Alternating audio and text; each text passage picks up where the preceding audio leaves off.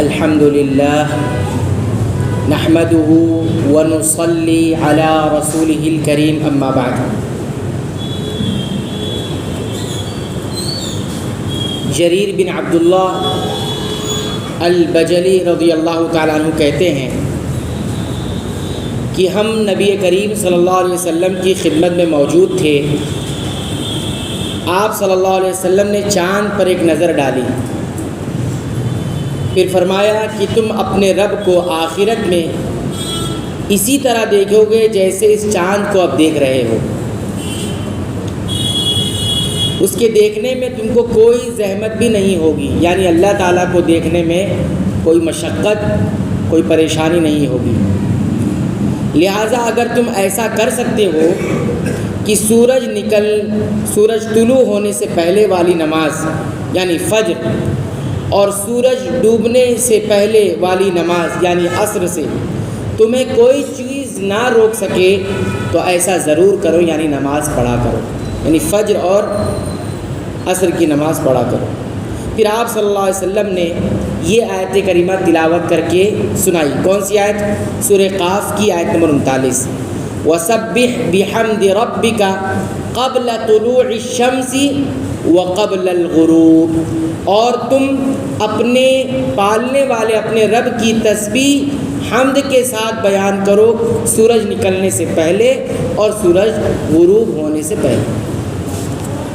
پھر اس حدیث کے جو راوی ہیں اسماعیل، وہ کہتے ہیں کہ عصر اور فجر کی نمازیں تم سے چھوٹنے نہ پائیں، ان کا ہمیشہ خاص طور پر دھیان رکھا کرو۔ یہ حدیث آپ حضرات کی خدمت میں صحیح بخاری کی پڑھی گئی، اس کا ترجمہ رکھا گیا۔ حدیث کا نمبر ہے 554۔ اس حدیث سے ہمیں بہت ساری باتوں کا علم ہوتا ہے، 6 باتوں کا علم آپ حضرات کی خدمت میں رکھنا ہے۔ پہلی بات اس حدیث سے ہمیں یہ معلوم ہوتی ہے کہ صحابہ کرام جو تھے، جو ہمارے لیے معیار ہے ایمان کے اور عمل کے، ان کی حرص کتنی زیادہ تھی نبی کریم صلی اللہ علیہ وسلم کے ساتھ بیٹھنے کی۔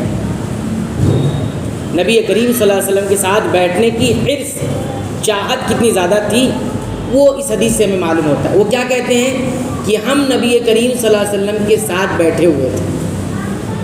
تو ایسی بہت ساری باتیں صحابہ جب بیان کرتے تو کیا کہتے تھے؟ ہم نبی کریم صلی اللہ علیہ وسلم کے ساتھ بیٹھے ہوئے تھے۔ تو اتنا دین جو ہم تک، اتنا بڑا دین کا حصہ جو پہنچ رہا ہے، وہ کیسے پہنچ رہا ہے؟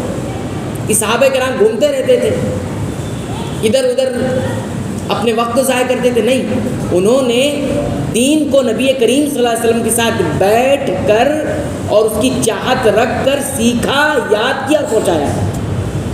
تو اگر وہ بیٹھتے نہیں، رسول اکرم صلی اللہ علیہ وسلم کی صحبت نہیں اختیار کرتے، اس کی چاہت نہیں رکھتے، تو اتنا بڑا دین کا جو حصہ ہے وہ ہم تک تو نہیں پہنچتا۔ تو ان صحابہ کرام اس طرح چاہت رکھ کر علم حاصل کیا، حرص رکھ کر۔ ہمارے پاس کتنی حرص ہے بیٹھنے کی؟ کتنی حرص ہے، وہ ہم غور کریں، پہلی بات ہوگی۔ دوسری بات یہ معلوم اس حدیث سے، اس حدیث میں ایمان والوں کے لیے خوشخبری سنائی گئی ہے۔ خوشخبری کیا ہے؟ وہ یہ ہے کہ وہ اللہ تعالیٰ کو آخرت میں دیکھیں گے، دیدار کریں گے۔ کتنی بڑی خوشخبری ہے، کتنی بڑی بات ہے یہ کہ ہمیں اللہ تعالیٰ کا دیدار نصیب ہوگا، ایمان والوں کو۔ اللہ تعالیٰ ہم سب کو اس میں شامل کرے، یعنی جس کے لیے ہم عبادت کر رہے ہیں، جس کے لیے نماز پڑھ رہے ہیں، جس پر ایمان لائے ہیں، ابھی دیکھا نہیں ایمان لائے ہیں، اور اس کے لیے ساری عبادتیں کر رہے ہیں، تو اس کا دیدار ہوگا ہمیں۔ ایک انسان جس کے لیے سب کچھ کرتا ہے، اس کو دیکھا نہیں ہے تو کتنا شوق پیدا ہوتا ہے دیکھنے، اور وہ دیدار ہمیں ہوگا، یہ خوشخبری بتائی گئی ہے۔ تیسری بات، یہ جو ہمارا دیکھنا ہوگا یہ حقیقت میں ہوگا، یہ کوئی خیالی بات نہیں ہے، یہ کوئی خیالی تصور نہیں ہے، کیونکہ نبی کریم صلی اللہ علیہ وسلم نے کیا فرمایا کہ تم جس طرح ابھی چاند کو دیکھ رہے ہو نا، اور یہ کس وقت کی بات تھی؟ یہ چاند کون سا چاند تھا؟ بدر والا چاند۔ بدر کس چاند کو بولتے ہیں؟ جو پورا مکمل ہو جاتا ہے، 14ویں کا چاند جس کو ہم لوگ بولتے ہیں، بالکل صاف نظر آتا ہے نا، بالکل مکمل ہوتا ہے اور صاف نظر آتا ہے اندھیری رات میں۔ تو کہتے ہیں کہ تمہارا دیکھنا جیسے ابھی چاند کو ہے ویسے ہی دیکھنا ہوگا، مطلب حقیقی طور پر تم اللہ کو دیکھو گے، ٹھیک ہے۔ تو یہ بات یاد رکھیں. کچھ لوگوں نے اس کی تعویل کی وہ دیکھنا اپنا نہیں ہوگا، اللہ کو کوئی دیکھ نہیں سکتا، لیکن اللہ کے رسول نے فرمایا دیکھو گے جیسے چاند دیکھ رہے ہیں. یہ اس کا مطلب نہیں کہ چاند اللہ چاند کی طرح ہے، یہ مطلب نہیں. دیکھنے میں اللہ کے رسول صلی اللہ علیہ وسلم نے تشبیہ دی ہے، چاند کو دیکھ رہے ہو نا ویسے. اور نبی کریم صلی اللہ علیہ وسلم یہ بات کب فرمائی ہے؟ چاند کے اوپر نظر ڈال کر فرمائی ہے. وہ خود کہتے ہیں کہ نبی کریم صلی اللہ علیہ وسلم نے اپنی نظر چاند پر ڈالی، پھر فرمایا کہ جس طرح اس چاند کو میں نے دیکھا ہے تم دیکھتے ہو، ایسے ہی اللہ تعالیٰ کو دیکھو گے. یہ تیسری بات ہو گئی. چوتھی بات جو بتانا مقصود ہے اس حدیث سے وہ یہ ہے کہ دو نمازوں کی بہت اہم فضیلت اس حدیث سے ثابت ہوئی ہے. ایک تو صبح کی نماز یعنی فجر کی نماز، اور دوسری عصر کی نماز جو درمیان والی نماز کہلاتی ہے، جو سورج غروب ہونے سے پہلے ادا کی جاتی ہے. لہٰذا اس کی پابندی خاص طور پر کرنی ہے. پانچویں بات اس حدیث سے ہمیں یہ معلوم ہوتی ہے کہ ان دونوں وقتوں کو خاص طور پر کیوں ذکر کیا گیا ہے. تو اس کے پیچھے دو باتیں ہم نے ذکر کی ہیں. ایک تو یہ کہ یہ دونوں وقت کس چیز کا ہے؟ فرشتوں کے اجتماع کا وقت ہے. رات کے ڈیوٹی والے ڈیوٹی کر کے واپس ہوتے ہیں، اور دن کے جو فرشتے آتے ہیں ان کا آنا اور دوسرے فرشتوں کا جانا. یہ دونوں کب اکٹھا ہوتے ہیں؟ ایک تو فجر کے وقت ہے اور دوسرا عصر کے وقت. ٹھیک، تو اس لیے خاص. دوسری بات وہ بھی یاد رکھیں، ان دونوں وقتوں کو خاص طور پر ذکر اس لیے بھی کیا گیا ہے کہ ان دونوں وقتوں میں انسان کے اعمال جو تیار ہوتے ہیں، فرشتے تیار کرتے ہیں، وہ لے کے جاتے ہیں. ہاں، انسان کی زندگی نامہ اعمال تیار ہوتا ہے، فرشتے تیار کرتے ہیں. اور کب لے کر جاتے ہیں؟ صبح کے وقت اور شام کے وقت. روزانہ کے اعمال جو ہوتے ہیں اس کو، روزانہ کی رپورٹیں کہاں جا رہی ہیں ہماری تیار ہو کر؟ اللہ کے پاس جا. یہ دیکھیے آپ، ہم اپنی رپورٹ تیار کریں یا نہ کریں، کوئی ہم کو واچ کرے یا نہ کرے، کوئی ہماری ریکارڈنگ کرے یا نہ کرے، فرشتے اللہ تعالیٰ کے حکم اور اس کی قدرت سے یہ ساری چیزیں کر رہے ہیں. ہر ایک چیز ریکارڈ ہو کر صبح کے وقت اور شام کے وقت جاتی ہے. اس کو رفع الاعمال کہتے ہیں. لہٰذا یہ دونوں وقت اس لیے خاص کیے گئے ہیں تاکہ اتنا بڑا فضل. اب جب ہماری رپورٹ تیار ہو رہی تو شروع میں ہماری نماز لکھا ہوگا، فجر کی نماز پڑھ رہے تھے تو وہ لکھا ہوگا. آخر میں جب وہ جا رہے ہیں تو کیا لکھا ہوگا؟ عصر کی نماز پڑھ رہے تھے. یہ لکھا ہوا چلا جائے گا. جو نہیں پڑھ رہا اس کا نہیں لکھا ہوگا. فجر کی نماز آج چھٹی ہے اور عصر بھی چھٹی ہوئی ہے، اس لیے خاص، یہ خاص وقت. پانچویں بات ہو گئی. پانچ بات. چھٹی بات اور آخری بات وہ یہ ہے کہ ہمیں کسی کو دعوت دینا ہے، یعنی دین کی طرف بلانا ہے، صحیح بات بتانا ہے، نیک اعمال کی طرف دعوت دینا ہے، اللہ کی طرف بلانا ہے. تو اس میں ایک طریقہ بتایا گیا ہے. طریقہ کیا ہے؟